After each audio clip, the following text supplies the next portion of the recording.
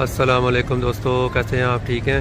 اچھا، آج میں آپ کو دکھا رہا ہوں مسجد ابو بکر صدیق رضی اللہ تعالیٰ عنہ۔ ماشاءاللہ بہت پیاری یہ مسجد ہے۔ یہ دیکھیں ماشاءاللہ بہت پیاری یہ مسجد ہے۔ اس کی کچھ میں آپ کو تھوڑی سی ہسٹری وغیرہ بتا دیتا ہوں۔ اس مسجد کے بارے میں یہ انفارمیشن ملتی ہے کہ یہاں پہ پہلے حضرت ابو بکر صدیق رضی اللہ تعالیٰ عنہ کا گھر مبارک تھا، آپ یہیں پہ رہتے تھے، اور بعد میں اس کو رینوویٹ کر کے حضرت عمر بن عبدالعزیز رضی اللہ تعالیٰ عنہ کے دور خلافت میں اس کو مسجد میں تبدیل کر دیا، اور پھر جب عثمانی خلافت آئی، عثمانی خلافت میں اس کو مزید رینوویٹ کیا گیا، اور ابھی جو آپ مسجد کے جو آثار دیکھ رہے ہیں یہ عثمانی خلافت میں کیے گئے، یعنی یہ جو نقش و نگار اور جو بناوٹ ہے یہ عثمانی دور کی ہے۔